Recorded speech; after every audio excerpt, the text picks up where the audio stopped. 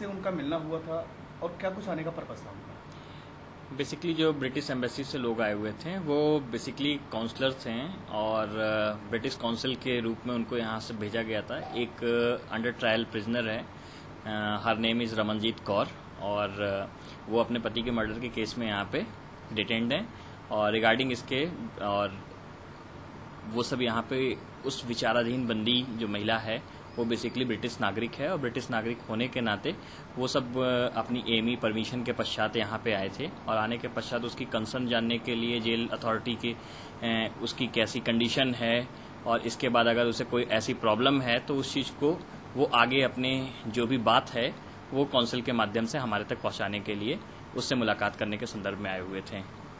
क्या कुछ कोई उसने रिक्वायरमेंट अपनी लोगों द्वारा आपसे कुछ बात कही है? क्या कुछ आपने रिक्वायरमेंट पूरी करी है? बेसिकली जैसे वो सब सबसे पहले तो वो अपने मिलने के लिए एक प्रॉपर परमिशन होती है, तो उस परमिशन के पश्चात ही वो लोग आए, क्योंकि बिना परमिशन के मैं अलाउ नहीं करता।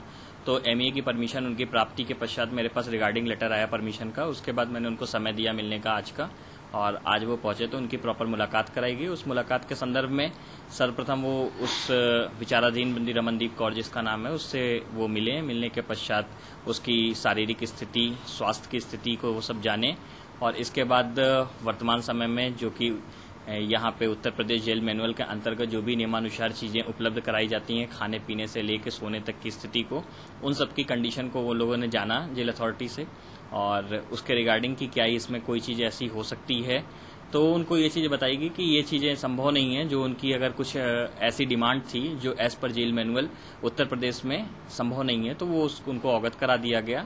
इसके पश्चात छोटी मोटी जो उनकी अपनी कंसर्न थी कि जैसे मॉस्किटो प्रॉब्लम, तो इस तरीके की प्रॉब्लम इस समय पूरा उत्तर प्रदेश उस चीज़ से परेशान है। फिर भी जेल अथॉरिटी रेगुलर उस पर फॉगिंग की व्यवस्था कराती है, और वो फॉगिंग हो रही है वो सामान्य समस्त प्रिजनरों के लिए हो रही है, न कि सिर्फ स्पेशली रमनजीत कौर के लिए।